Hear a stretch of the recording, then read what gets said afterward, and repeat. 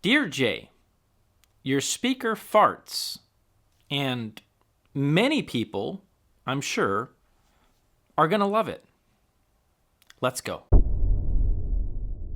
The CSS Audio Typhon are high-bandwidth audiophile towers that are the brainchild of Jay Lee. If you are not familiar with his channel, I will leave everything that you need down below in the description box. Standing 45 inches tall, 10.5 inches wide, and 16 inches deep, this is a three-way design that offers a top module that handles mid-range and top-end duties, while the bottom module tackles all things bass.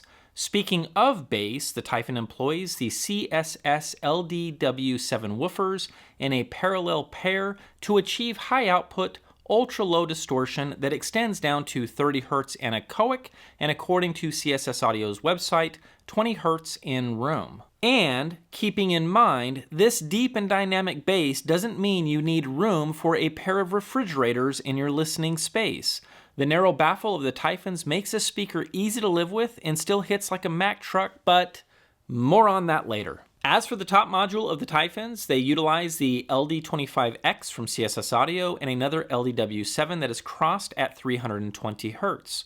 The top module offers a 3-point isolated adjustment which allows the listener to change the angle of the top module. I didn't hear much change with any of the adjustments. It's very, very subtle, but I'm glad it's there to play with because, you know, audiophiles, and we like to tweak things, and this is just one more thing to keep us busy from actually buying and listening to music and putzing around with things that probably don't matter at all. I'm sorry, I'm being funny here, but it's probably true. Anyways, aesthetics of the speaker are top notch, and without hesitation, I can say this is one of the better looking speakers that I've seen in quite a while. I appreciate all the angles of the enclosure, and the veneer combination with the matte black is downright handsome. Topping this off with a tilt mechanism for the top module that we just discussed, you now have a speaker that both seems to point directions at Wilson Audio and Sonus Faber at the exact same time. Even the port on the back is designed with purpose, and the entire aesthetic package oozes luxury and thoughtful design.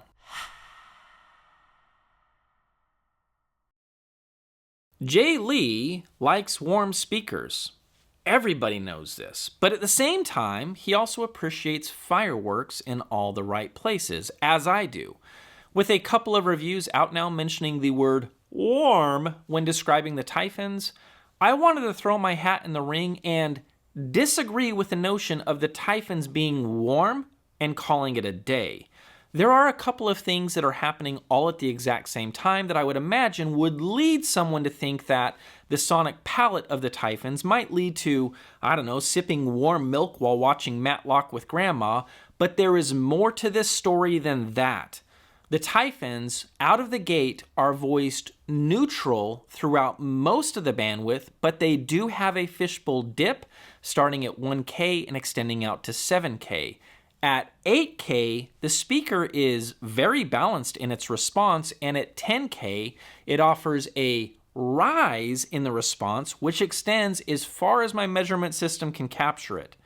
That rise, which is well past any kind of fundamentals and sits in the nosebleed section of treble response, would indicate that these speakers can't possibly be called warm, and that's that. If anything, they are voiced to avoid fatigue and also offer a fair amount of air and decay at the highest frequencies. This, folks, is one reason that I must take the time to both listen and also measure speakers, because let's be honest, even at 45 years old, anything past 15K is gonna be tough for me to catch. And just because I can't clearly hear it doesn't mean that you won't. This is one reason why a purely subjective review on speakers can be a little bit problematic, and why having some kind of data to back up my impressions might be a benefit to you fine folks. Now, as a side note, and this is important, and I'm surprised this hasn't been celebrated as much as I am about to. In the event that you pull the trigger on the Typhons and you find the top end to be too relaxed or for whatever reason too hot, CSS Audio and Jay came up with a plan to save the day. By simply shipping the top module back to CSS, a simple resistor adjustment in the network can move the overall response of the top end in either direction. Mosquitoes, get out of here.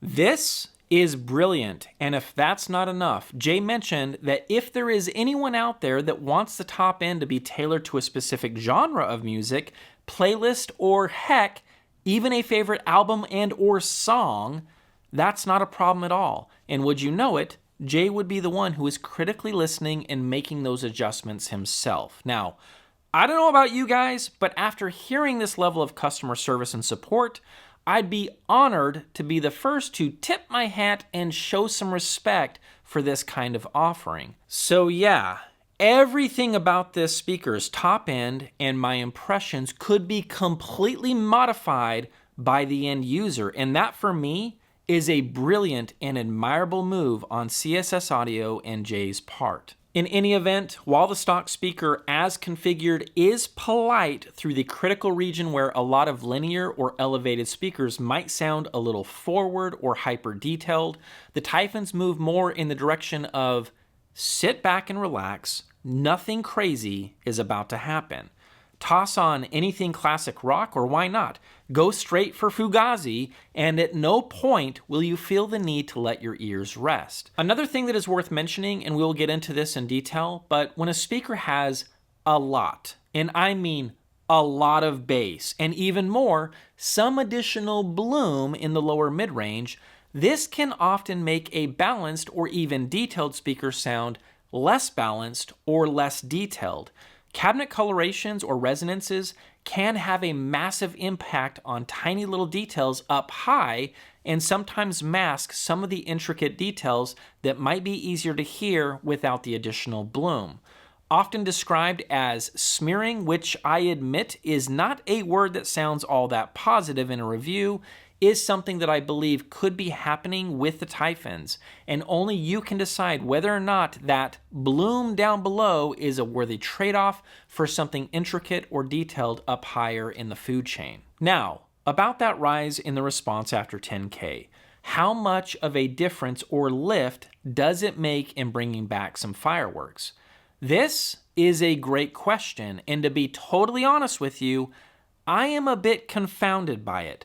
I can clearly see this rise in the response. I know that it is definitely there, and while the Typhons do offer a fair amount of decay structure in the time domain, I gotta be honest that I wish I had a little bit more to sink my teeth into. Gear pairing can help in this regard, and while I'd love to say that throwing tubes on the Typhons is the way to go, I actually think that something on the brighter or livelier side of the swimming pool would be a better option, at least for me. One of the reasons I love this Electrocompagnie ECI 80D is for this specific reason, as it seems to showcase the top end and while doing it, avoid sounding bright or forward. These solid-state types of pairings work best with the Typhons in my opinion, and while these speakers sounded pretty good with something like the Galleon TS120, I just craved a little more upper harmonics and Hail Mary extension. So, getting to the point, the Typhons aren't warm and can't be described as warm.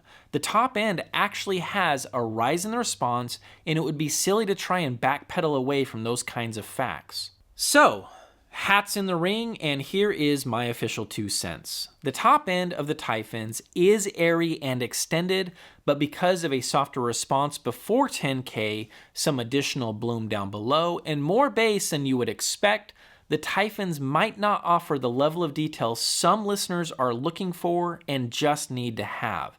And now that that's out of the way, let's chat about mid-range.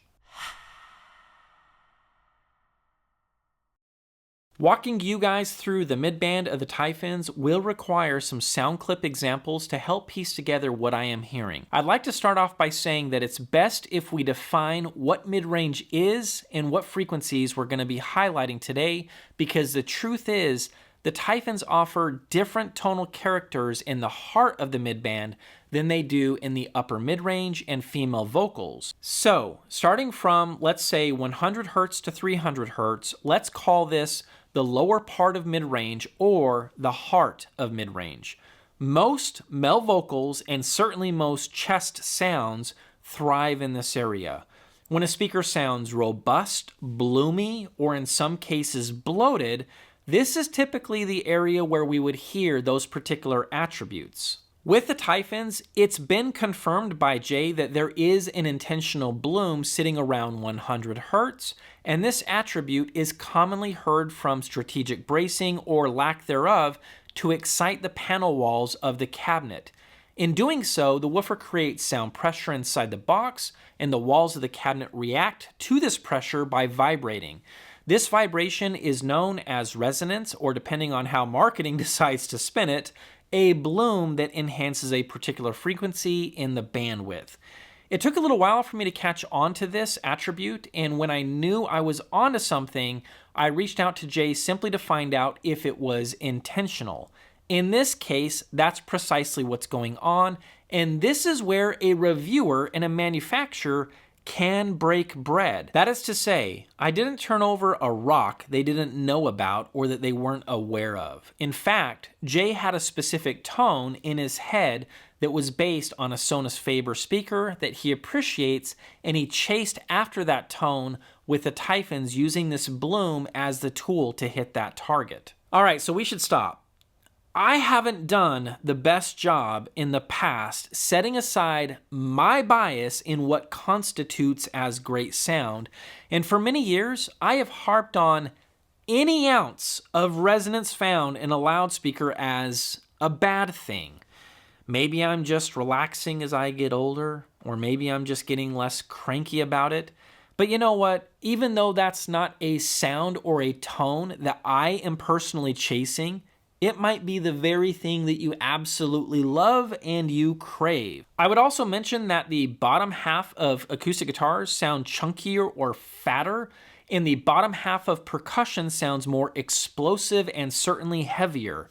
Tom-toms in rock will surely lay down a foundation in the room, and at no point, regardless of what you play, do the Typhons ever sound thin, especially in the lower mid-range. Now, a consequence of this voicing is that in the event that you have made the decision to not care about acoustic treatment, namely absorption, I'm afraid to tell you that you just invited an elephant to every single listening session with the Typhons. And don't you dare blame me if the lower mid-range, mid-bass, and bass take charge in the room in a bad way. I cannot stress this enough, folks. There is a lot going on below the belt with the Typhons, and they swing with a mighty hammer. So please understand that soaking up some of the excess would be a very good idea if you want to clean up some of the details in bass frequencies. All right, moving on. Let's say from 300 Hertz up to 1500 Hertz, which we can call upper mid-range for the sake of conversation, sounds brilliant to my ears and is probably one of my favorite things about these speakers. Knowing the top module is both sealed and separated from the bottom ported bass module, it makes perfect sense to me that this part of the speaker not only sounds different, but is also right up my alley. Being a fan of precision and clarity, I often gravitate to vocals heard in sealed boxes and, of course, open baffle designs, and this falls right into Camp 1. With the Typhons, and I don't care what you pick, Norah Jones to Etta James, all sound intoxicating with the Typhons, and anything in the upper mid-range in this noted bandwidth all sounds very clean and natural to my ears. And no, it's no surprise that the woofers are all paper cone derivatives because, folks, paper cone drivers simply sound more natural than anything else that I have come across. This is no exception to the tone heard in the Typhons, and it makes perfect sense that this material that I love so much must be part of the dragon that my buddy Jay is also chasing. Now, the fishbowl seen in the measurements we noted before does have an impact on the voicing of the Typhons' upper mid-range and lower treble. While I've already walked through this while talking about treble impressions, it's important to note that these speakers will forgive a lot of electric guitars, horns, and anything else in the 1 to 4K range that might sound a little edgy in brighter speakers. While I appreciated this area of the bandwidth being a little bit softer, please note that anyone looking for a more exciting speaker than what they already have, unless it's a pair of P3 ESRs, I'm afraid to say that you might not find what you are after with the Typhons. In my opinion, these are softer than the Q Acoustic Concept 500s that I fell in love with a long time ago, but they do offer a little bit more excitement than the recently reviewed Concept 50s. They are less detailed than my tried and true Sapphires, and are also less detailed than any GR speaker that I have reviewed as well. Keeping in mind as I make these comparisons that I'm focusing specifically on the 1 to 4K range, where a lot of the forward details in music reside. So don't get too caught up on these comments and just take this with a grain of salt to help gauge where these sit compared to other speakers that I've reviewed on this channel. So, if you caught the review of the dude who also talks to dead people... Wow, did you hear that? Please be recording. I hope my battery didn't die. One thing that he nailed is the fact that the Typhons do indeed bring a lot, and I mean a lot, of bass to the table. Now, as much as I'd like to report that I was able to hit 20 hertz with the Typhons, or that any reviewer out there has hit 20 hertz with authority with the Typhons, I'm just going to say I think that might be a bit of a fib. And to be clear, I would guess if they can actually hit 20 hertz in room, it would be so low in output that it really doesn't matter or shouldn't be boasted as bragging rights. I see this approach with a lot of manufacturers, and I'm not interested in singling CSS out for raising that banner of pride. Heck, if I was making a speaker and somehow hit anywhere near that low, I'd probably play the same game as well. Now, in my room, which is acoustically treated and certainly under control, I was able to get authoritative bass down into the 30s, which, to be clear, is very impressive. And at no point in any song or situation did I ever once think to myself, you know what these things really need is deeper bass. No, not at all. Also, and this is tricky to understand, the bass heard from the drivers can sound tight and punchy in many different frequencies, but also heavier and exaggerated in others. Because we already know, and it's been confirmed, that there is some type of a 100 hertz bloom going on here, common knowledge would suggest that particular frequency is also going to wake up others inside the same box. And to my ears, that's exactly what I'm hearing. There are times when the bass is quick and very resolving, and there are times when I hear the fundamentals and something else added to it. This bloom or after effect can sometimes make some bass notes sound more delayed than others. By delayed, I mean it sounds as if there is something else hanging out in the room longer than other notes above and or below it. While not aggressive or egregious, I did take note that on some of these tracks, this can be a distraction. In any event, this all lends itself to a rather cocky and silly YouTube title, Jay's Speaker Farts, because, well, I think it does. And again, while I didn't fact check if there were other places that Jay wanted there to be bloom, I knew the second he mentioned that it was something he was chasing up higher, that I was free to explore the possibilities of that resonance being expressed in other frequencies as well. One of the reasons that I bring this up is I remember chatting with Andrew Jones about this very topic a long time ago. While not his exact words and based only on my memory, so I might get this wrong, I recall him saying, as soon as you open up one resonance, you surely have moved others around inside the box. Whether these are octaves or derivatives of 100 hertz, I don't know, but I'm sure someone out there smarter than me, which is probably everybody watching this video, might be able to flesh this out better than I have here. Either way, I hear it, I know that it's there. There are indeed some places in the Typhons that bass starts to wake up more than others. This bloom will probably divide audiophiles in half, with some loving it and some feeling otherwise. In my time with the Typhons, I had no problems at all getting the speakers to completely disappear. and regardless of how deep into the room I had them, their imaging and precise localization of staging effects were very good, if not excellent. Whether it's the narrow baffle, wide dispersion, or above-the-cut crossover components, thank you, Jay, for doing that, the Typhons do tickle me in all the right places when it comes to giving me the three-dimensional sound field that I crave. Even when doing side-by-side comparisons with my tried-and-true Sapphires, I felt that the overall staging capabilities of the Typhons were not only a rival, but also seemed to scatter some information deep into the room just as well as these open baffle beauties. Side information is both wide and tall, and the layering effects of the Typhons is very good. While I would make the argument that my reference encores throw things around further and deeper into the room, and to be clear, Jace heard the encores and I think he might actually agree with me on that particular point, the Typhons do have a special charm in the tone that so many audiophiles might appreciate a little bit more than that. Alright guys, so the purpose of these sound clips is to help hear some of my impressions about how the Typhons sound. Now, in order to do this, I'm going to play short clips that are going to be played through different speakers that I have in-house, and then, of course, the Typhons. While not all of these speakers are the same type of speaker design, meaning a ported enclosure, I think these clips will help illustrate what I've said about how the Typhons sound. As the clips play, pay careful attention to the lower part of midrange and also presence heard throughout the upper midrange and top end of treble response.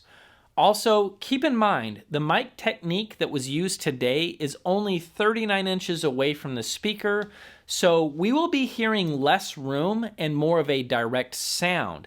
In the event where I had used the mics at the listening position, the bass or lower frequencies would be more obvious, but I have a feeling you guys will hear everything that I have mentioned throughout this review, and like always, I do recommend using a pair of headphones, and with that, let's get started.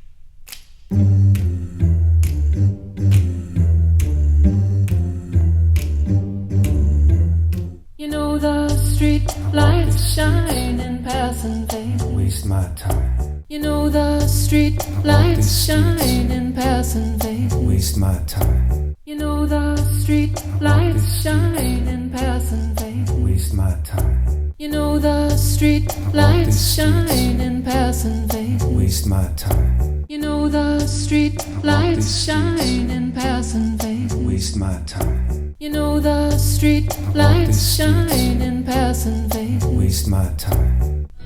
Daylight on the horizon, shining back at me, makes me think of my baby coming home to me. Daylight on the horizon, shining back at me, makes me think of my baby coming home to me. Daylight on the horizon, shining back at me, makes me think of my baby coming home to me. Daylight on the horizon, shining back at me, makes me think of my baby coming home to me. Daylight on the horizon, shining back at me. think of my baby coming home to me. Daylight on the horizon shining back at me makes me think of my baby coming home to me. Daylight on the horizon shining back at me makes me think of my baby coming home to me. Daylight on the horizon shining back at me makes me think of my baby coming home to me. Daylight on the horizon shining back at me makes me think of my baby coming home to me. Daylight on the horizon shining back at me makes me think of my baby coming home to me. Daylight on the horizon shining back at me makes me think of my baby coming home to me. Daylight on the horizon shining back at me makes me think of my baby coming home to me. In the depths of silence, where echoes remain, you are the sunrise, and I was the rain. In the depths of silence, where echoes remain, you are the sunrise, and I was the rain. In the depths of silence, where echoes remain, you are the sunrise, and I was the rain. In the depths of silence, where echoes remain, you are the sunrise, and I was the rain. In the depths of silence, where echoes remain, you are the sunrise, and I was the rain. In the depths of silence, where echoes remain, you are the sunrise, and I was the rain. In the depths of silence, where echoes remain, you are the sunrise, and I was the rain. In the depths of silence, where echoes remain, you are the sunrise, and I was the rain. In the depths of silence, where echoes remain, you are the sunrise, and I was the rain. In the depths of silence, where echoes remain, you are the sunrise, and I was the rain. In the depths of silence, where echoes remain, you are the sunrise, and I was the rain. In the depths of silence, where echoes remain, you are the sunrise, and I was the rain. Since we already took a look at the gated axis response, let's dive in and check out the horizontal and vertical response of the Typhons. First, the horizontal looks quite good and shows a tight grouping and natural fall away on the horizontal plane, with red, orange, yellow, green, and blue showing on axis.